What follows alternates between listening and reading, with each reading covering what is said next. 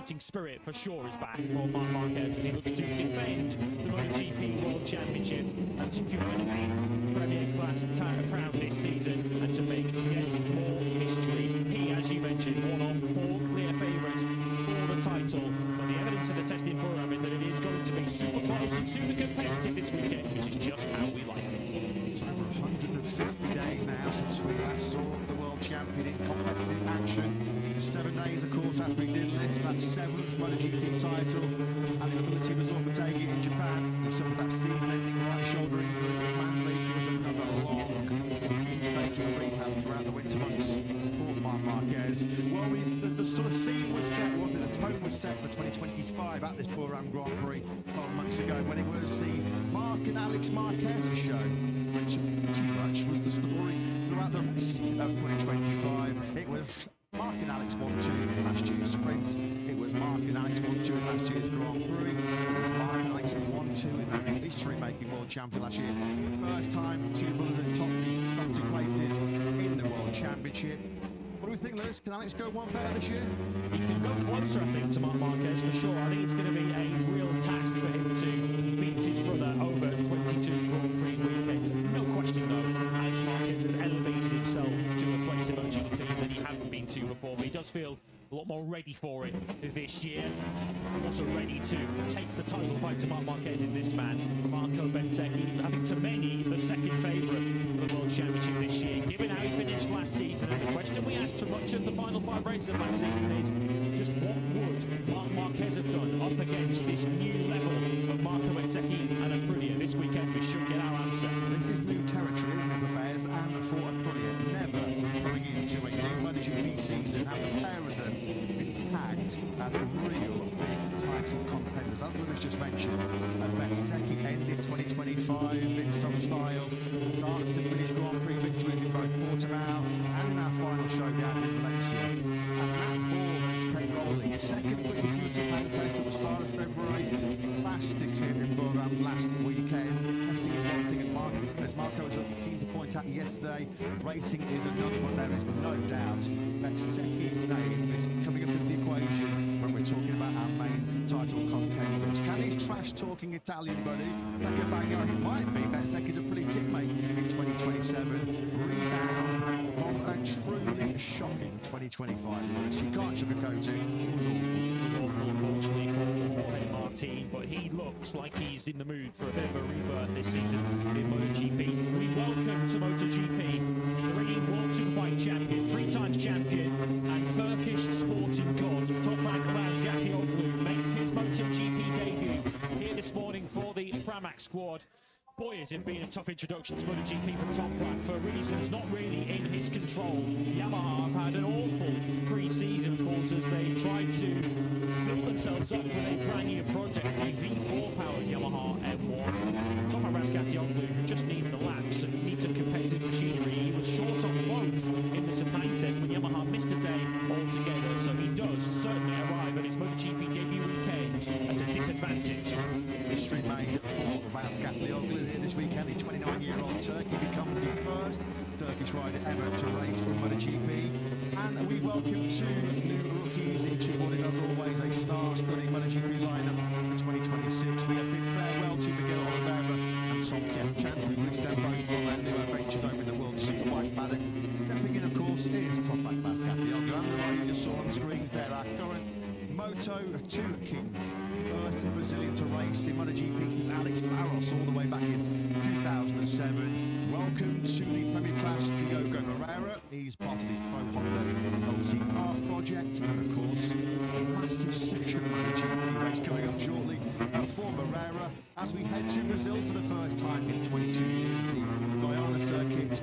I've been to Brazil since 2004. Can't wait to head back to that part of South America in a couple of weeks. We understand too, they've been shipping plenty of tickets to MotoGP's return to Brazil. Cannot wait to head over there in 3 weeks' time. Penny for the thoughts of this man, the 2021 world champion, Fabio Quartararo. It would take something pretty extraordinary for him to get anywhere near a second crown this season, because Yamaha's, I guess, goals to start this season with nothing really anything to do with results. We're expecting Yamaha's to be close to, if not at the complete back of the grid here this weekend. As touched upon a moment ago, with a completely new project this season. It's still in its relative infancy, certainly when you compare it to the other four manufacturers who've been in the Big Four game for quite some time. But Yamaha are expecting it to be at least 5 or 6 races before they're anything like competitive this year. Yeah, it looks like it's going to be a long, hard slog in 2026 for the Yamaha quartet.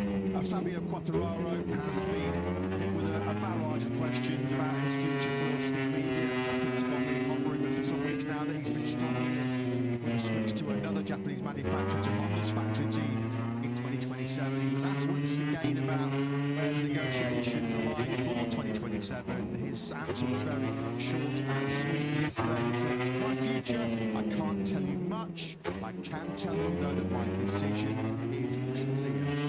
I think it's fair to say this. I don't think anybody in the paddock expects Fabio Quartararo to go to White Star in one at this stage next year. It seems like he needs a new challenge, needs some fresh motivation.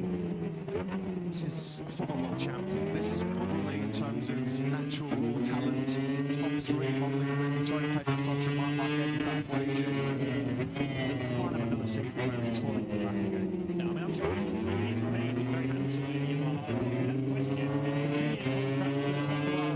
In his second year off, with a bit of a vote of confidence in Yamaha to say, I'm going to give you 2 more years, give me a race-winning motorcycle, and they haven't done that in year 1, and they're not going to do it in year 2, unless something extraordinary happens in terms of the development of that V4 motorcycle. And Fabio Quartararo has got fed up of, essentially last year, he got fed up of qualifying well, eventually reversing back down the order as the Yamaha returned to its more natural place in the competitive order. He's going to do well to even achieve that this season, with the Yamaha set to start the season right down the back of the grid. He needs a motorcycle that he feels reflects his talents, and sadly at the moment, the Yamaha is not even close to that. Great to see Roy Martin, 2024 MotoGP World Champion, fighting fit and raring to start the season on the factory improvements this time last year. Roy Martin was in the middle of the start of an injury nightmare, missed his pain tests as he underwent further surgeries to correct some of the injuries that he suffered in what was instantly forgettable 2025. But there was some positive signs out the Boron tested last weekend when he made his debut on the new 2026 spec MotoGP. He said that finally, and it's taken some time, hasn't it? We can't really say at any stage last year that Roy Martin didn't flew anywhere near 100% fully fit. So it's going to be keen to see what he can do. He did say last weekend that this was really, really positive. The Aprilia started to feel like he might bite. Watch out, if the boy gets comfortable, you know the speed he possesses. Yeah, there were even signs last year when the bike didn't feel like it, particularly on the Sundays. He didn't have that explosive single-lap qualifying pace, which was really a Jorge Martin trademark when he was fighting for world championships. Came through from 17th to 4th in Hungary, 18th to 10th in Barcelona. He certainly had the race pace near enough nailed down, so the qualifying pace to go with it. Watch Jorge Martin go in 2026. He said he did a low 29 at the test when he was nowhere near really his maximum capacity or needing a clean lap. So it's clear that the Aprilia, in the hands of all 4 its riders, is genuinely competitive. And that includes this man just coming to the screen now, Ayagura. The big impression he made last year, could he even better that this year? Well, 2026 is the final year of the current generation 1000cc 4-stroke engines. Of course, we drop down to 850cc capacity next year. The big change as well. We're going from Michelin to Pirelli tyres. For the manufacturers, well, they're not resting on their laurels. They're not sleeping. The tech war is still very much at the fore in MotoGP, and as always on the spot down in tech. Tech update in 2026. I'd like to say for the first time this year, we can say good morning, Jack Antigar. How are you, buddy? Yeah, very good morning to you both in the morning. Good morning to all of you back home as well. It really is great to be back. MotoGP roaring into life. And despite, as you say, this being the final year of these current regulations, it doesn't mean that the factory have been sleeping over the winter. Far from it.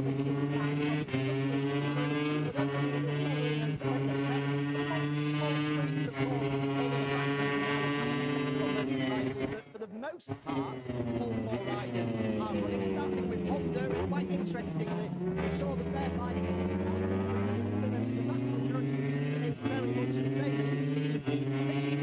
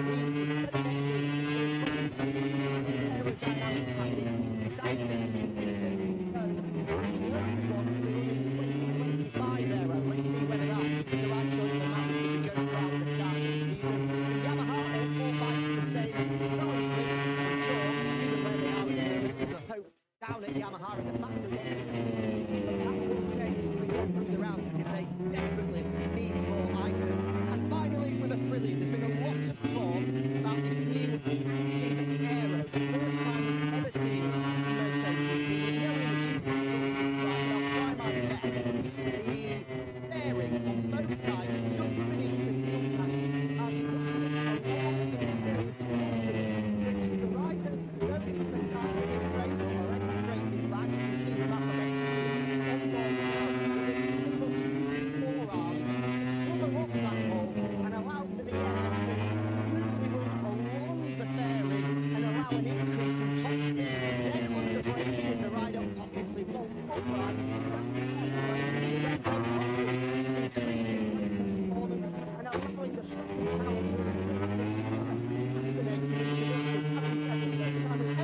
anything like that. I think riders don't have enough of their plates already, trying to manage all kinds of mapping, trying to push the right-hand devices as they're entering corners. They've now got to work on operating this active aero as well. Again, they're only achieving it very late. It's only the two riders at the moment. It feels as though they're still continuing development and testing. I'll have to see how much of an advantage it brings, but fascinating nonetheless. And that should, when he rides up to speed, with anything up and down the road. Awesome, mate. Lovely work. Great way to start off 2026. Looking forward to all of Jack's insights and interviews down in pit lane throughout this season. New active aero, already working a treat with the factory. Brilliant duo. Might go back second, wasting pressures. Little time and stamping his authority all over this FP1, just like he did in last weekend's test. Of course, the riders are all well and truly well dialed into this 4.55 kilometre challenge natural circuit with the 2-day test. A little bit of a stretch rehearsal for this opening Grand Prix weekend, but second head lead to the 129.346 from Jorge Martin. He said he's one to watch, maybe a dark horse, getting comfortable and confident on that factory, putting the third quickest from the Spaniard with a 129.551. That's an early pace from Roger Point earlier on this morning, I encourage just to continue to back that up going into 6th place. Three of the Aprilias now inside the top 6 in the 129s. In active aero in the literal sense, it is not allowed if you're having sort of aero like a DRS in Formula 1 where a wing would flip open. That's not allowed because if the rider essentially triggers the active aero by moving his body around, then there's nothing in the regulations that prohibits that. So Aprilia certainly with their thinking caps on ahead of this new season, leaving no stone unturned to try and get ahead of Ducati and end Ducati's run as the manufacturer of reference, not just in Italy, but in MotoGP. Aprilia's at the moment first, third, 7th and 10th. And as I mentioned, it wasn't just that one of them was quick in the testing for all 4 of them were. Aprilia only ever had 8 MotoGP victories, and 4 of those came in our last 2 Grand Prix of 2025. They have stepped up and taken the fight, certainly in pre-season testing to Ducati. Ducati, of course, the dominant manufacturer in recent history with MotoGP. What about Honda? Well, we know it's been a front-speed development behind the scene on the factory RC213V, helped by the experience of the Marini and Juan Mir. I think there's a sense that it's listening to Marini and me that yes, the RC213. So Martin then is our first MotoGP faller. Back to the final corner. He's on the entrance to the pit lane, isn't he? Jorge Martin then is our first faller of 2025. Now there's a new regulation in place this year, new for 2026. I think always kept the bike. He's got the clutch here. But if you crash in MotoGP or any class now in 2026, you can only restart your damaged motorcycle from behind the safety barrier. Failure to do so means you will be slammed with a double bomb. That's been one to keep a close eye on. Tends to be relatively slow, hopefully slow front end washout in that turn 12. Anyway, Martin, first gear corner, around 70-75 miles an hour. So if you're going to crash anywhere, you're going to control the bike and keep the clutch in. Turn 12 is probably the most likely possibility. Yeah, Marc Marquez had a crash there on day 1 of the test here 6 days ago. Then much earlier when the braking, Martin's into the hard corner here. Just up by, was he disturbed slightly behind Katie and Brad Binder, front end washes away. You can see him there clinging on to the Aprilia to keep the clutch in and ensure the engine keeps running. You'll hear it now.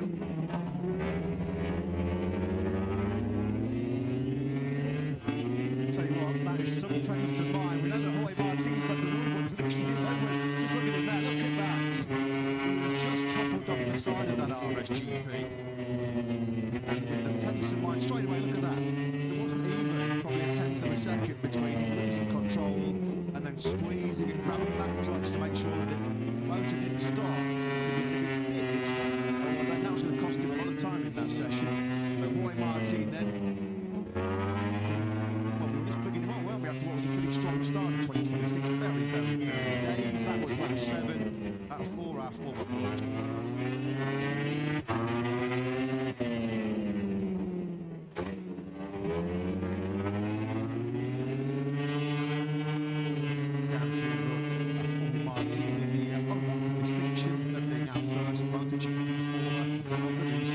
What's interesting already, looking at the top 10 of the current pre-practice one, until around about the last 20 or so minutes of the test on Sunday, when some late time attacks went in, the front 10 is 5 Ducatis. Basically, the Ducatis, the sides became in pit road, who's in for injured Fermin Aldeguer, the 4 Aprilias, and Pedro Acosta. And that is what the top 10 currently looks like after 12 minutes of pre-practice one, which brings me to the point that we were about to discuss before Moto2 Practice, which was about the Hondas and where they currently sit. They look like they are 3rd or 4th manufacturer. They're clearly quicker at the moment, but around a circuit such as this, they're not as quick as Aprilia, they're not as quick as Ducati, and it looks like Pedro Acosta, at least on his KTM, has the legs on them. Tricky one corner that turn 12. Really tricky to power out of that turn 11. The fast right-hander, sort of 500, 600 metres back up the road.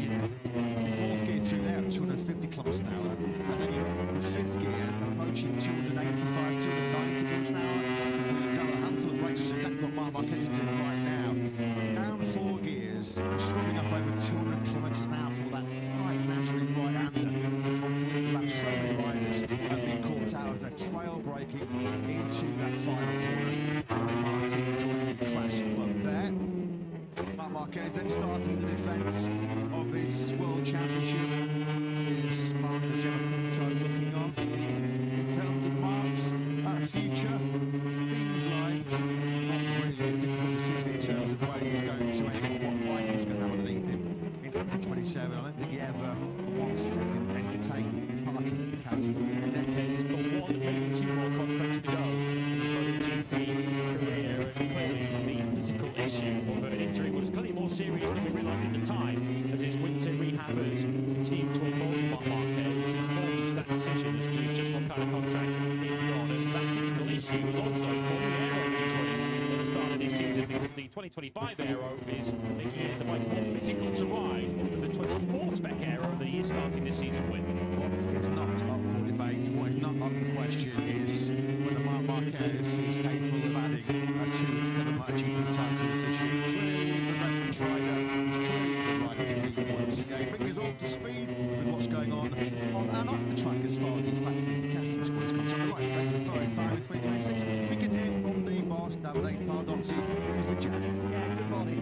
Davide, the first of many back in 2026. The guys was talking about Mark and what's the goal for him, the long winter of rehabilitation, everything he's achieved in the sport, now 33. That's why he's still burning inside. Do you believe, Davide? In the last couple of days he suffered a bit of problems, but surely the direction not 100%, but the goal will be marked up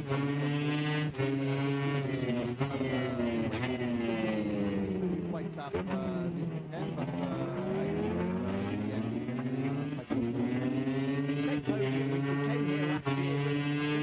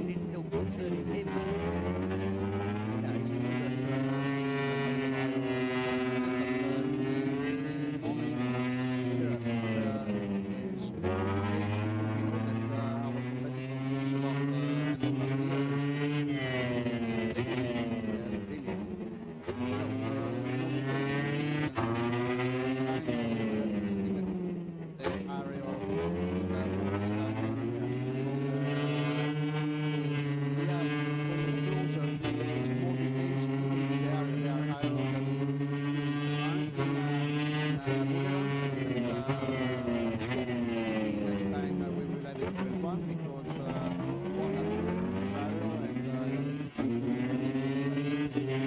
It's finally on the other side of the box. How different is the Pecco Bagnaia that starts this season to the Pecco Bagnaia that ended last season?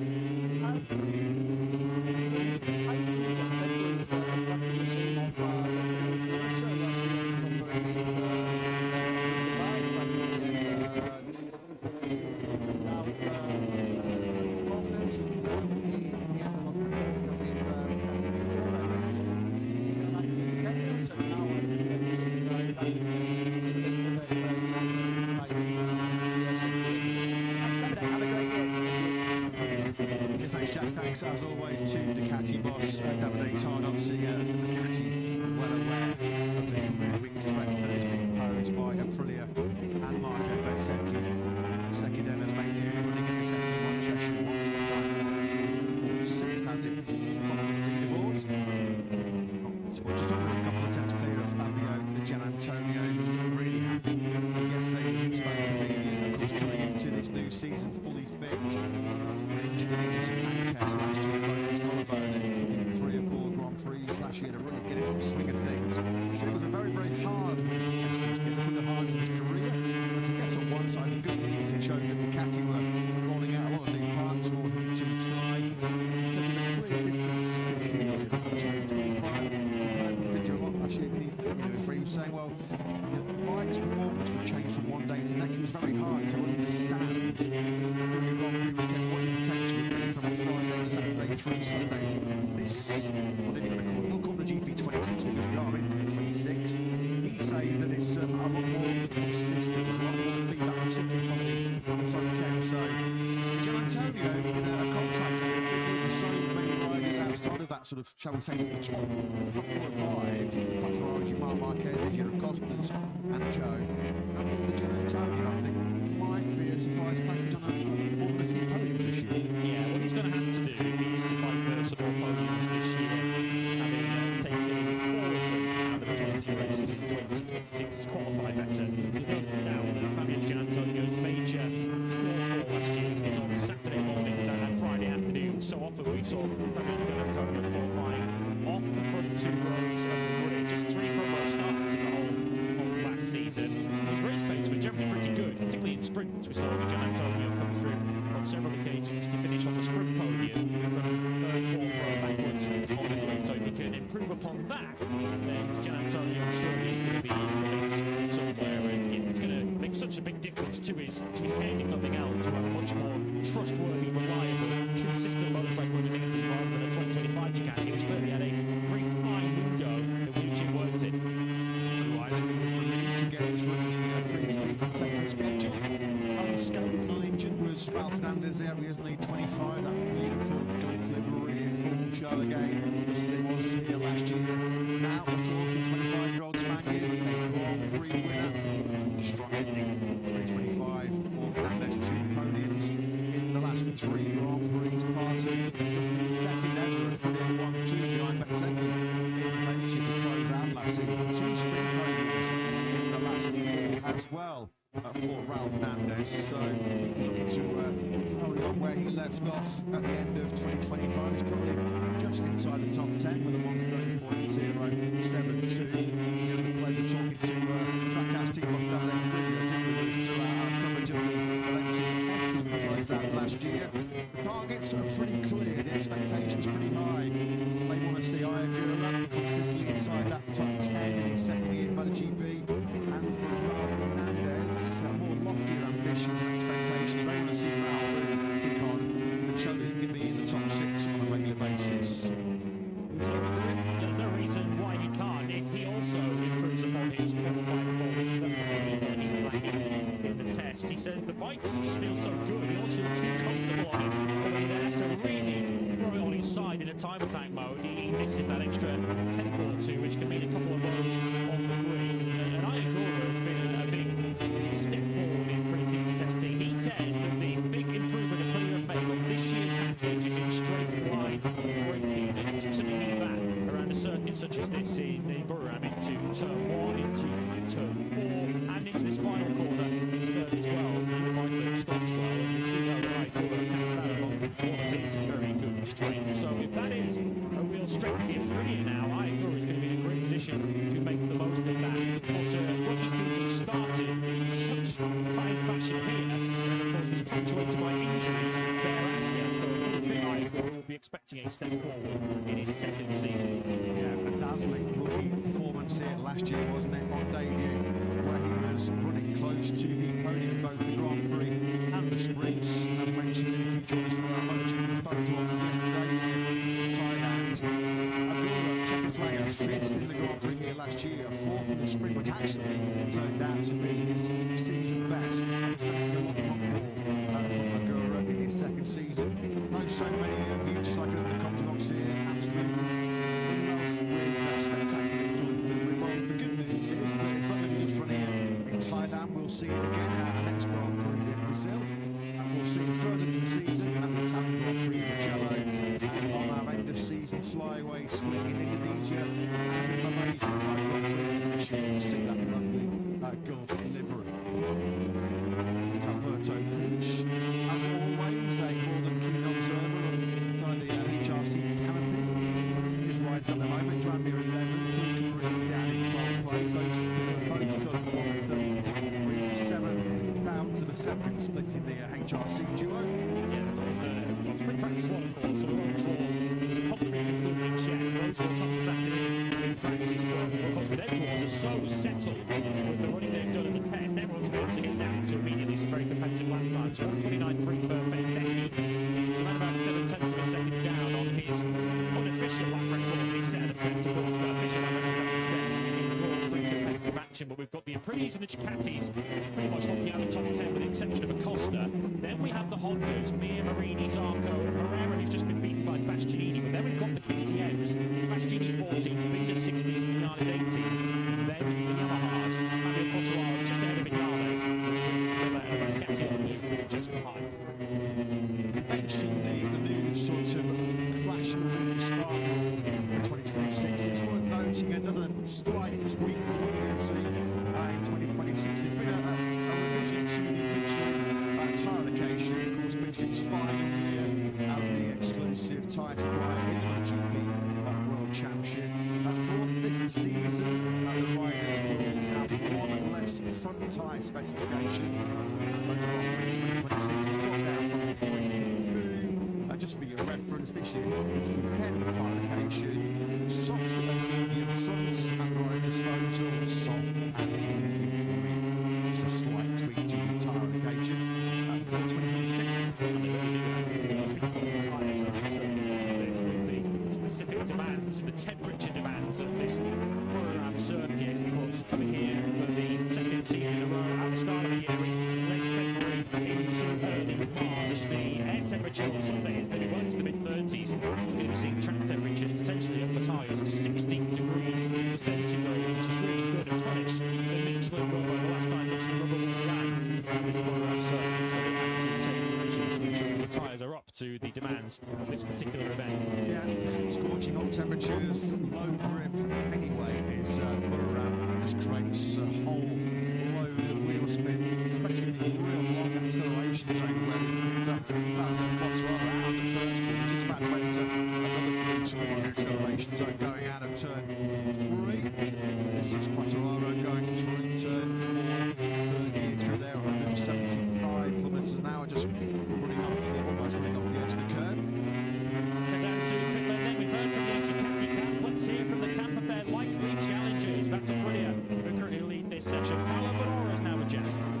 Yeah, indeed. Great to be joined by Paolo for the first time this year. I have to say, Paolo, with how you finished 2025, how you finished in a good way, you feel that Aprilia are in the best place they've ever been ahead of a World Championship to challenge for a title. Big talker, but that is where you are at the moment. The area where you speak is really a great job in the last part of the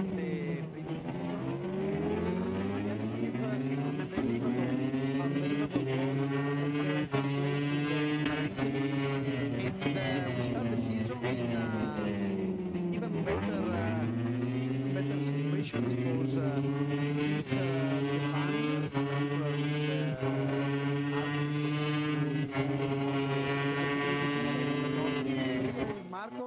show that he has already a very good confidence in the bike. We spent a lot of time to evaluate different aerodynamic solutions. There's 5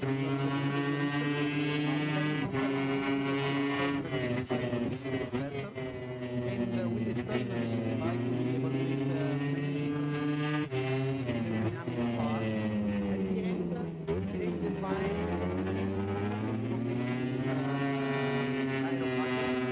is a different from the Practice one. Because it is a matter of riding style. So the factory rider prepare one configuration, the Practice one prepare a different one. But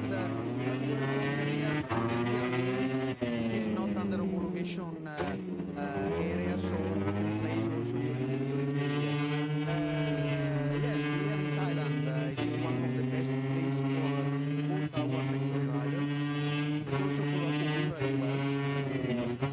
Because last year he was probably one of the no, you know, it is a good situation, but it's necessary very calm, very pragmatic.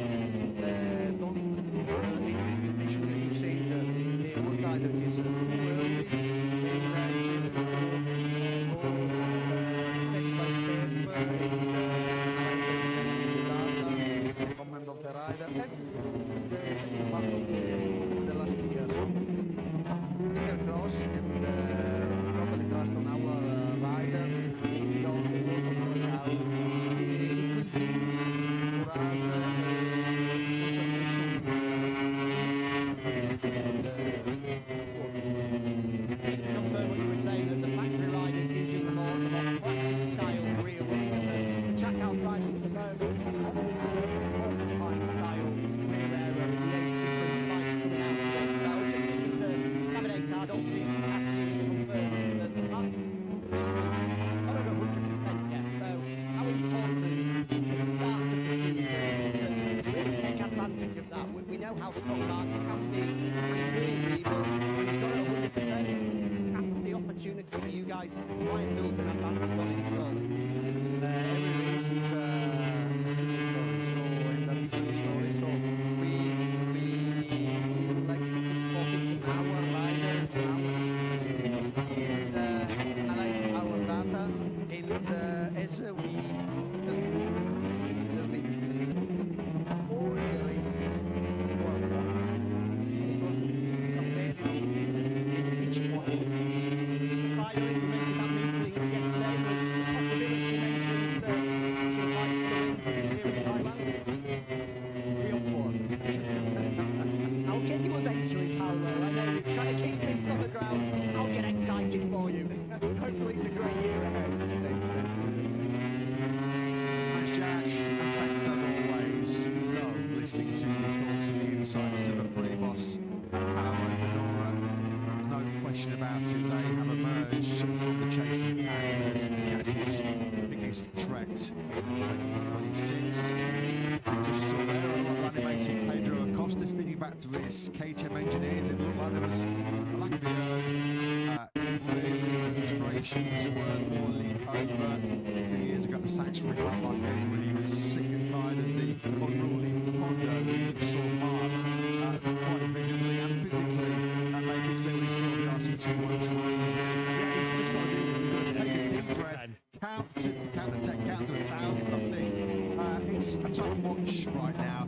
That Yamaha just looks like a pogo stick underneath the poor guy. Yeah, unfortunately, at the moment, he's having to count to 17 to find himself on the timing screens. He is in the leading Yamaha at the moment, which pretty much says it all. 17th, 19th, 20th, and 21st for this man. Top ranking 21st place on a 131.1. This is, I guess, the first look at what we've seen for so many years of Top Ranks. Well, names to go for me to say. We'll have a taps of that for the season, but Top Ranks are breaking the style into the first corner. It's something that I guess he's been finding difficult to replicate on MotoGP machinery, Michelin tyres. He's now having to watch himself in the top left-hand corner of your screens. Fabio Quartararo, really difficult, he found it, to control those emotions in the Burrow test. Of course, our eagle-eyed cameraman did spot him giving the middle finger to his Yamaha, but just forgot to mention, we were on the ground, we were in pit lane, and every time Fabio returned to the box, he looked close to tears. He looked like he was struggling to keep those emotions in check. You saw a very graphic demonstration of Fabio there in the box, doing his level best to try and control himself, because getting angry isn't going to change the situation at the moment with the Yamaha. They know they're in for some short-term pain. They really are. Pascal said that at the moment,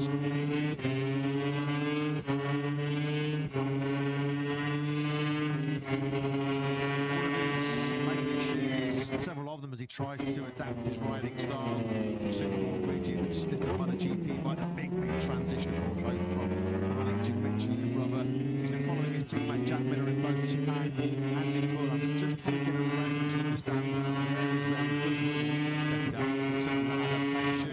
At the moment, he said, it's just learning and trusting those Michelin tyres and just how much you can push the front, how much you can commit in the hard braking zones, and how much lean angle you can carry while you're still trail braking.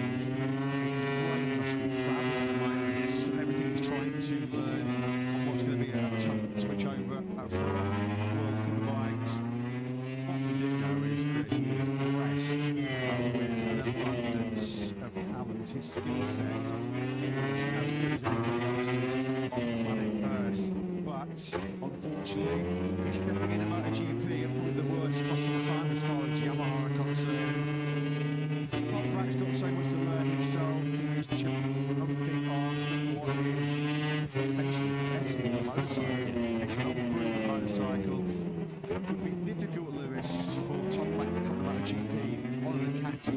Hard for him to come to MotoGP on a Aprilia. On a Yamaha right now, it's about Everest learning curve, isn't it? Yeah, you have to really admire Toprak for taking this challenge on, because many riders in the past that may a rider now wouldn't take this plunge to put himself in the shark tank that is Moto2 Practice. I'm sure it would be very tempting to stay in World Superbikes, win 2 or 3 more World Championships, plenty go down, well, he will already go down as one of the all-time greats of World Superbike, but he wants to prove himself in MotoGP, and he's certainly going to have to work hard to do that. What you can certainly say about Toprak, in addition to the talent which we all know is putting there, he's certainly got the right attitude for it. Been very impressed with him off the bike so far in pre-season. He's been very keen to learn on track, spent quite a bit of time in Spain following Marc Marquez, and there are a few better riders to follow than that. He's also been spending quite a bit of time behind his teammate Jack Miller. He's really struck by the lead angle that Jack was able to take, of course, on the Michelin tyres, and Toprak still trying to build up that trust.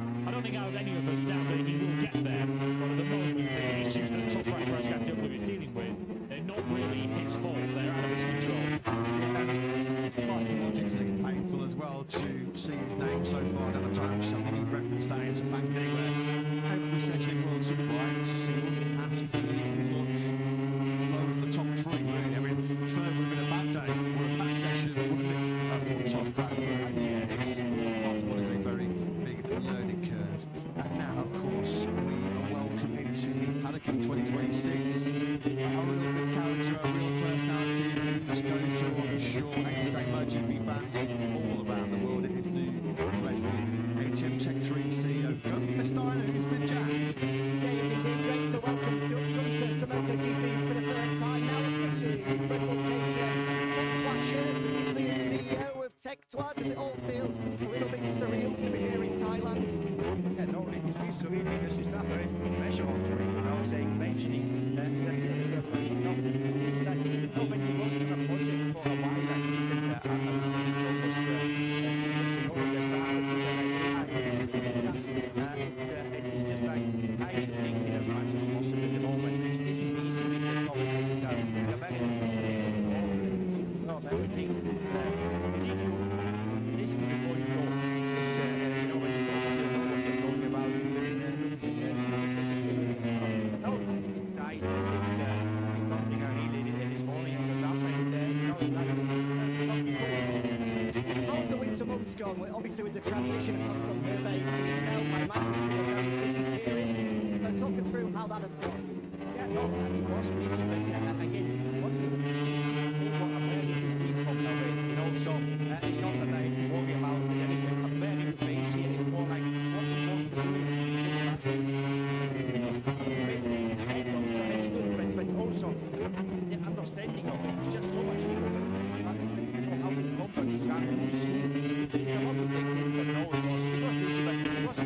There's already so much going on in the background with regards to 2027, the rider market in full flow. Of course, you guys are yet to sign an extension with KTM, so on one side you've got to listen before you talk, but also you've got to act pretty quickly as well.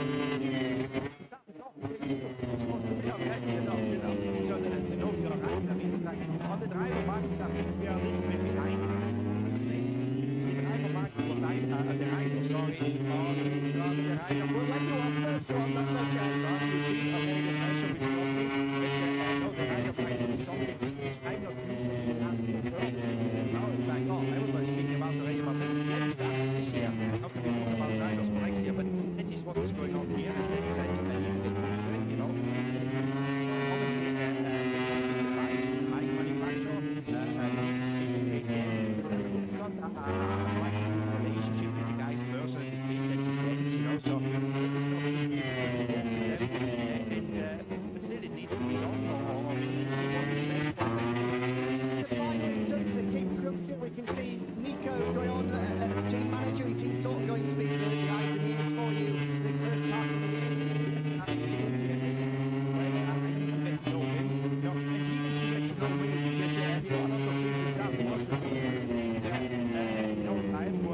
I see how the things are, and people sometimes they don't understand. I don't mean bad, but no, it's not even as a writer said, I said there's name perhaps, but I cannot go there. Great to see you here. Hopefully it's a successful first year in MotoGP for you. Thank you very much. Thank you. Fine work, Jack. Fantastic to hear for the first time in this Untitled Chapter. For former Formula One boss, was the house team, of course, Gunnar Steiner is going to bring a lot of the smarts into the MotoGP World Championship this year. In terms of the rider market, as he said, maybe a little bit behind. I'm waiting for the top runners, the front runners to sort their deal out. So happy on a bit more. And Tech 3 can see what options are available. Maverick have been strong with the move to the factory KTM team. Should Pedro Acosta vacate one of the RC16s, which does seem highly likely. Well, if you're going to follow anybody in MotoGP and learn, you might as well learn from the very, very best, which of course at the moment is what Diogo Moreira is doing. These are training buddies, aren't they, back at home in Spain? Marquez at the moment towing around Diogo Moreira. The older generation, one of the older stages in MotoGP now, Marquez 33. The European sensation from Brazil, Moto2 World Champion, Diogo Moreira. So much excitement and anticipation about what the Brazilian star can do in the future. And to say that the shakedown time, which is designed in a couple of ways. First of all, to give test riders the chance to shake down the bikes, but also to give rookies a bit of a head start, given how limited testing is. The other round didn't technically get that because he had technical problems throughout the Sepang shakedown. He then crashed at turn 5 during the Sepang test, and that is a fast old place to jump off your motorcycle. So Moreira perhaps hoping to take a little bit of a knock at the first test, but he did pick things up nicely here in Burma last weekend, getting himself down into the 29.9 by the end of the test here last weekend, and he's done a 30.3 sub on squad in just a second off the pace. If Diogo Moreira's a second off the pace by the end of this afternoon, he's doing a very good job. Absolutely. That respectable a couple of riders finding a bit of late speed. Guru on circuit, who just got turn 3 wrong. The factory cat ahead of him was quite just distracted the Guru. On his previous lap, though, which was his 17th of this session, he did find 1:29.695. That's pretty much a 5th place, just ahead of Marc Marquez. Further down, on also his 17th lap of the session, Luca Marini has found his best time of the morning of 30.068. So that has pushed Marini up to the side of the top 10. A couple of spots clear of his teammate Joao here.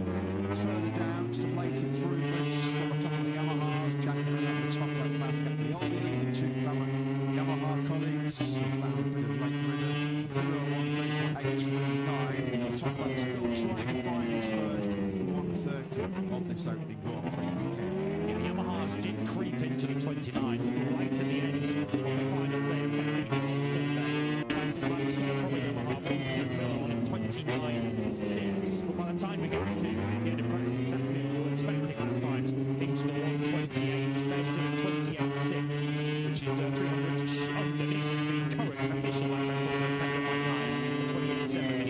tried to pole a couple of years ago as Mir gets the final corner all wrong. Yeah, you could see there as he grabbed a handful of bright rear tyre up in the air, trying to get the bike. The Honda stopped into that final corner. Bit of frustration there for Juan. One of 5 MotoGP World Champions, of course. This again fingering on this current grid.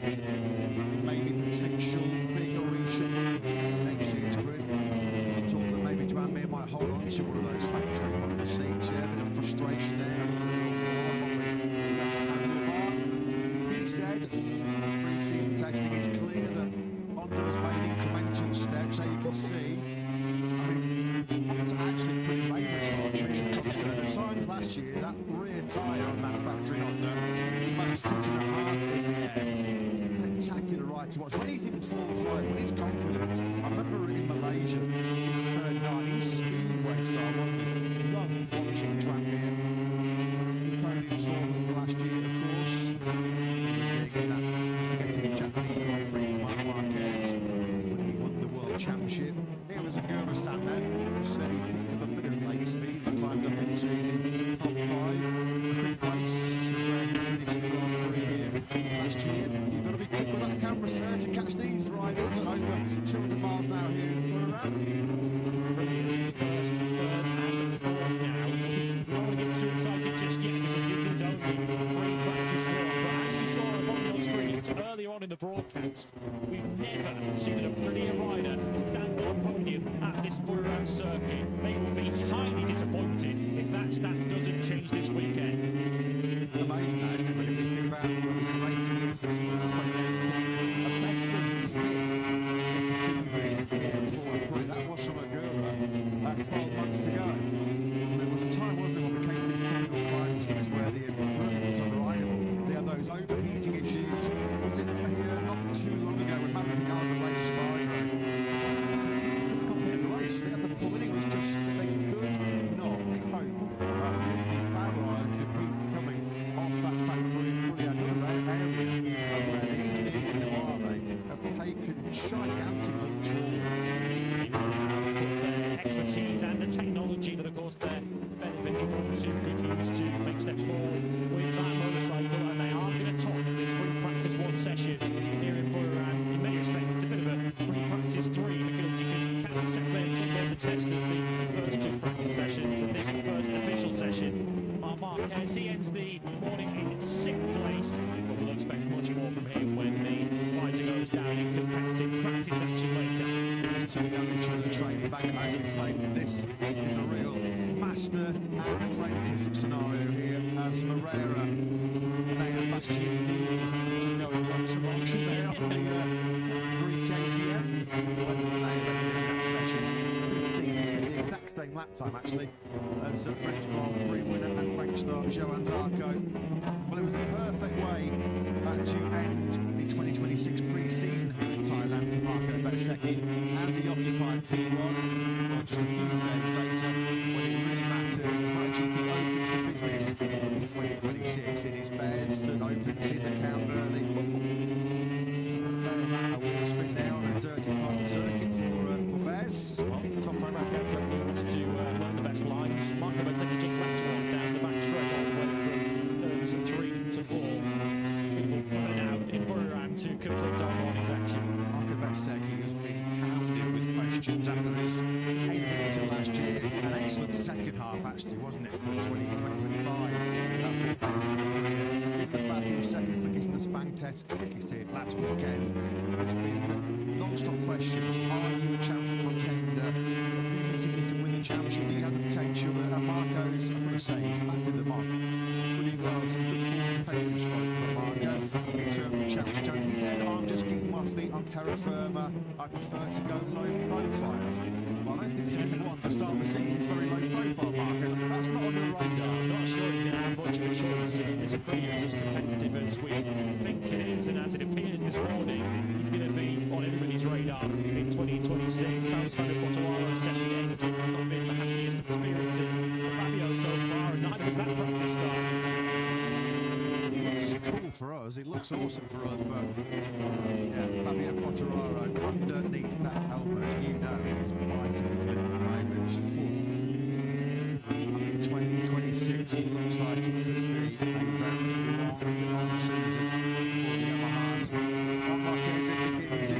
sold his world title to his quickest. That's a great session there. Marquez and Lane. Jack, what's going on? I think you might be struggling to get the club on there. You know what's going on? Yeah, you can see he's a long-time assistant there, just helping Marquez put it on that right-handed glove, which we didn't see throughout pre-season, but maybe the other day side also hinted to that. But the question is, more of a concern that he's letting on. Spot on again, Jack. Thanks very much for that. Yeah, there was some. I remember, well, of course, we remember when Mark got an injury in the Indonesian Grand Prix in Mandalika. There was no real understanding of the severity of the damage inside that right shoulder, because the captain were talking about maybe, well, he's sure going to miss most likely some time, but we expect him back for the last two Grand Prix at Portimao and Valencia. However, Taylor's on lots of damage inside that right shoulder. Right shoulder where he's had so many problems down the years. Another very long rehab. Mark says he's back to 100% full fitness, but maybe some doubts about what he is. He doesn't necessarily look it. He has had to spend as a pain test to build up some strength once again in that shoulder, because he'd not really ridden any kind of motorcycle much over the winter break, as he was recuperating and rehabilitating, and already he knows about returning from injuries. He's done way too much of it like his career as Marquez, because how many times did he say it's way back from his series of injuries, and the advice he gave to Jorge Martin last year when he was going through the same, about listening to his body. So Marquez, given what he's achieved in his career, he's no longer in the kind of mindset where he's going to push himself back to 100%. So maybe Marquez is going to be, to a certain extent, riding within himself. It's certainly informed his choice of aero for the new season, if nothing else. The Mandalika smash came in early October. Mark was not back on tarmac on a Ducati Panigale production ride until January the 8th. So he had a long time on anything like a road bike. So yeah, it's going to be maybe 2-3 Grand Prix for Mark gets in the ring. But there's no time, like she said, it's always down to line. But imagine first pack start session of the season. We should just bring you a little bit of late housekeeping in every session. I'm sure you've been all over it at home, and I'm more than well aware that unfortunately we are missing our Mandalika Grand Prix winner and athletic rider of the year, senior racing rider Fermi Almaguer. Unfortunately, this opening round, and it's left of female in the training accident racing in January, replaced this weekend by Michele Piro. Second, let's see how this Aprilia fires off the line. Oh, full throttle. There's the clutch, it fires the Aprilia. Right, that's a good start, that one. Not a second. He's on top position there as well, so like a bit of confidence from Bez. Watches on. Marquez. Welcome the Spanish Spaniards. Tranmere disappears out of the picture. To his left. That's heart in mouth. Mark. We've seen him several times, haven't we, in the practice start session. MotoGP Practice. Yeah. Black line, rubber, mixed in rubber. The full start and finish line by Mark. This is 93 autographing the tarmac here.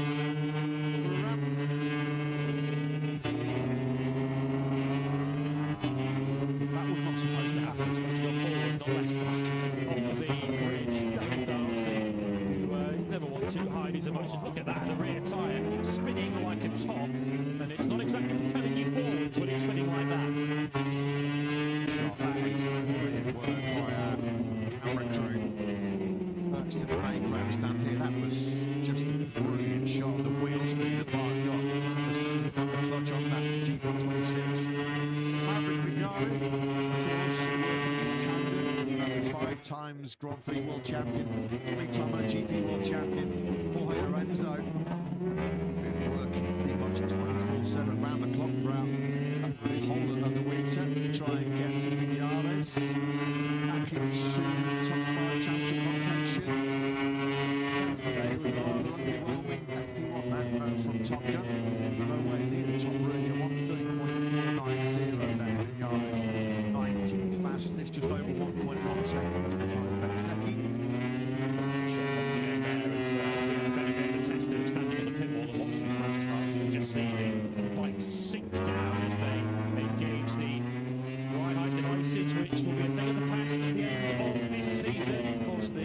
front device available for the start of the Grand Prix, the rear device available whenever the rider chooses to use it during the Grand Prix itself. As Jorge Martin launches away, and we're only in front of your ears, and a perfect launch for the 2024 World Champion. Tell you what, Aprilia's launch system is absolutely phenomenal. We've seen two pretty much perfect starts that we've seen on camera from that second there from Jorge Martin. It's another absolute hit as far as that is concerned. There's maybe a few concerned faces at Mauro Panigale right now because clearly got that one. Yeah, at times last year, people felt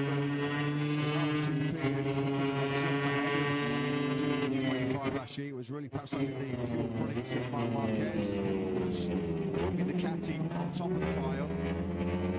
Winning lift there as Pedro Costa all the way from the finish line.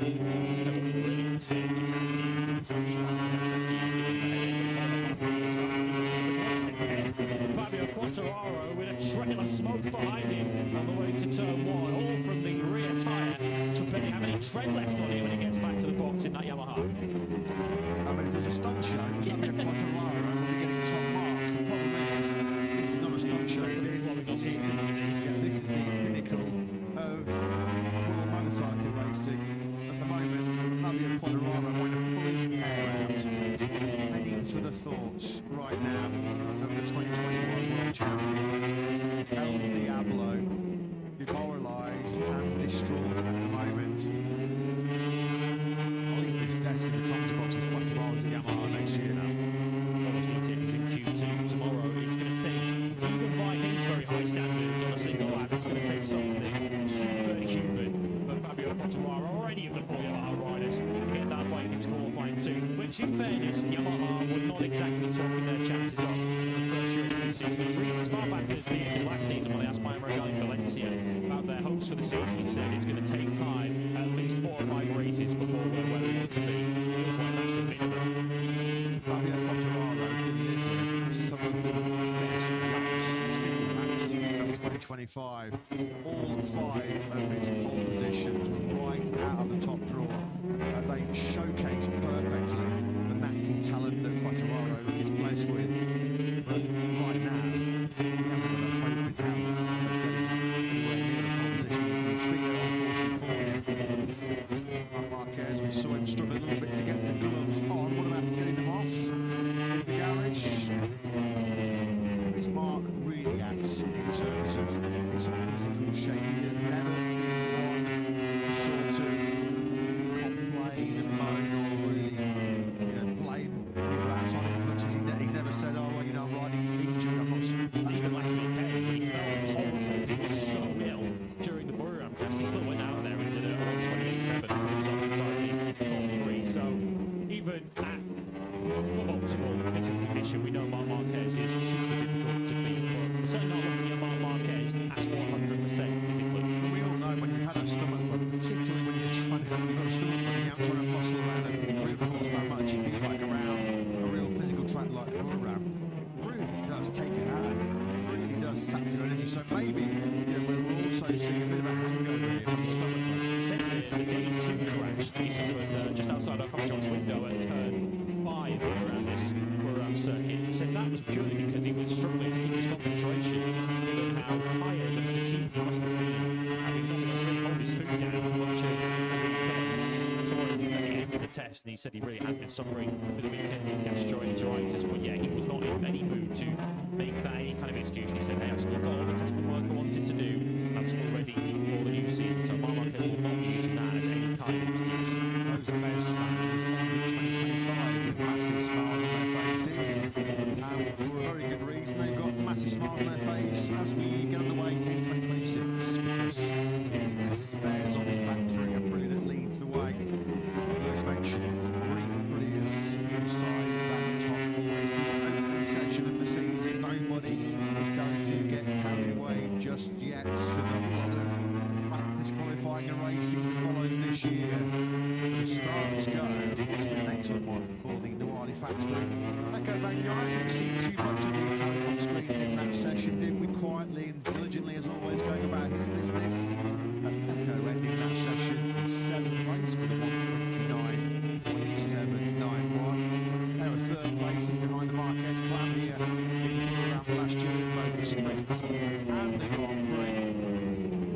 out in scorching hot conditions. Led the time test here last weekend. Not one on Bezzecchi rather, leading up to top 3. Many people's pre-time Grand Prix favourites. Take our own point of season. Well, it's been one in FP1. Aprilia sending out early statement to the rest. Marco Bezzecchi topping it from Fabio Di Gianantonio with Aprilia's third Paul Martin and Angora. Pedro Costa first in KTM spin ahead of the factory Candies and Marc Marquez. Bagnaia, Frankie Morgan the 8th ahead of Alex Marquez and Luca Marini on the 10th. Raul Fernandez next up there, Draghi the first Yamaha's entry to P13. Zarco and Bastianini next up from Diogo Moreira top P16, just a second off the pace. Bradley is 17th ahead of Fabio Quartararo, certainly bringing the action late on with some rather smoky starts. Vinales 19th, Jeff Miller, top rapper is going to be 21st in FP1 ahead of King Hero, the substitute for Bernie Aldeguer and Rossini. Just over a second then splitting our top 15 riders and then back into the tight opening session of the season. Aprilia throwing down an early marker. Marco Bezzecchi's best time coming very early on. He was doing 1:39 on his own for fun modelling in that session. Of course, top 10 this afternoon in practice. On their place directly into Q2. Already, that is second show. Many people think the World Championship. Fabio Di Gianantonio taking second place. Not as many 29s for him, but that one 29.4 right at the end of the session. Didn't put new tyres on to set it. 29.456 saw him split the trio of Brilliant up inside the top 4. Our first faller, only falling in that session was Jorge Martin, a small tip on back turn 12 early on in that session. But when he was upright, he was fast, more importantly. Jorge Martin opening 2026 with his third class this time. You can see that came very early, lap 4 of Road. It's Spaniard. Well, last week at the test, the sprint simulation of Iagora caught the attention of many. A pretty good run for him this morning too. He took 29s on that first run and 29.62 on his last run. So Agora take 4th overall. How are we doing sector-wise? Bagnaia shining in that first, but getting all the dropped out of the first corner. Bagnaia from Bez and Gianantonio. Gianantonio in that second sector, just edging out Marco Bezzecchi. Bez, well, 73 ahead of Agura and Martin. 3 Aprilia's in the top 3 in split 3. And Bez also topping the 4th sector, which leads us to the finish line by 5 thousandths for Fabio Di Gianantonio. Well, we've had to wait over 100 days since we shut down full business in Valencia last November, but 2026 at the Changi International Circuit has started with a bang for Aprilia. The new season underway in FP1 here in Thailand, and it's first blood to Bezzecchi.